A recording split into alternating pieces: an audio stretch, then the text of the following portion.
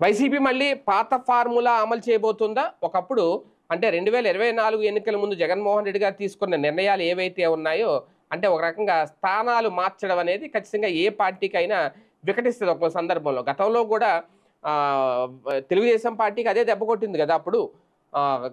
కొవ్వూరుకు సంబంధించిన ఆయన్ని తీసుకొచ్చి జవహర్‌ని తీసుకొచ్చి తిరువూరేశారు. అలాగే కొన్ని కొన్ని స్థానాలు మార్చారు. అది ఖచ్చితంగా దెబ్బ కొట్టింది. ఇప్పుడు మొన్న జగన్మోహన్ రెడ్డి గారు తీసుకున్న నిర్ణయం కూడా ఇదే. మొన్న ఆ ఫార్ములా ఏదైతే ఉందో తాజాగా ఒక జిల్లా నుంచి మరో జిల్లాకి పార్లమెంటు స్థానానికి సంబంధం లేని అభ్యర్థులను ఎంపీగా చేసి ఇప్పుడు విజయసాయి రెడ్డి గారిని తీసుకొచ్చి నెల్లూరేశారు. విడదల రజనీని తీసుకొచ్చి గుంటూరేశారు. ఇలా కొన్ని మార్పులైతే చేశారు. అవి వికటించాయి. బెడిసికొట్టినాయి వ్యూహాలు. ఎందుకంటే ఒక్కొక్క నియోజకవర్గానికి ఒక్కొక్క అభ్యర్థికి స్థానికంగా ఒక పట్టు ఉంటది. ఒక బలం ఉంటది.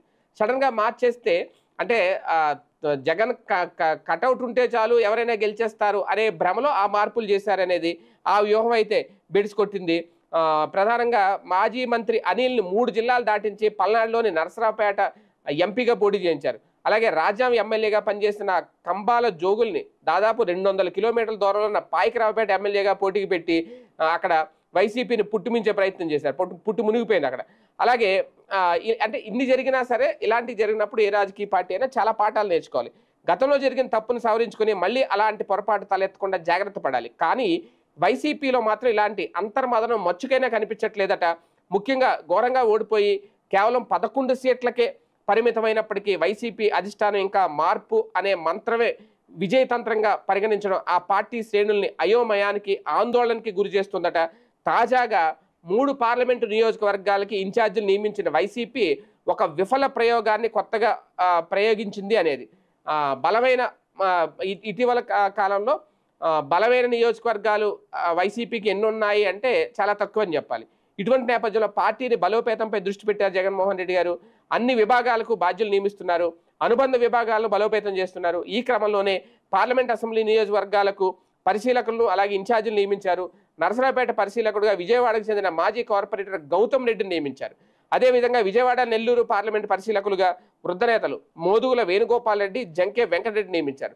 నరసరావుపేటలో టీడీపీ వ్యవస్థాగతంగా బలంగా నాటుకుపోయింది. ఆ స్థానాన్ని తిరిగి దక్కించుకోవాలి అంటే పార్టీలో అన్ని రకాల వ్యూహ చతురత ఉన్న నేత అలాగే పరిశీలకులు లేదా ఇన్ఛార్జిగా నియమించాల్సిన అవసరం ఉంది.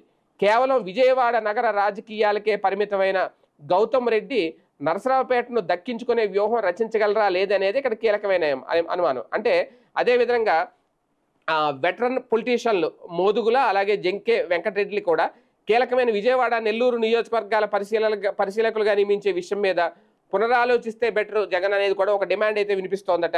ఎందుకు అంటే కీలకమైన ఆ 2 స్థానాల్లో టీడీపీ ప్రస్తుతం చాలా బలంగా ఉంది.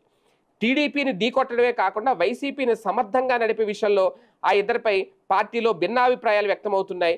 మాజీ ఎంపీ మోదుగుల సమర్థుడే అయినప్పటికీ కూడా ఆయన వయసు రీత్యా గతంలో ఉన్నంత యాక్టివ్గా పనిచేయగలరా అనేది ఇక్కడ కీలకమైన ప్రశ్న. అదేవిధంగా నెల్లూరు విషయంలో జంకే వెంకటరెడ్డి కూడా వయోభారం వల్ల రాజకీయం చేయడం కష్టం అనేది కొంతమంది చెబుతున్నమాట. దీంతో వైసీపీ తన ఫార్ములాను మార్చుకోవాల్సిన అవసరం ఉంది అనేది కూడా కొంతమంది రిక్వెస్ట్ చేస్తున్నారట. మరి జగన్ ఆ తరహా నిర్ణయాలు తీసుకుంటారా లేదా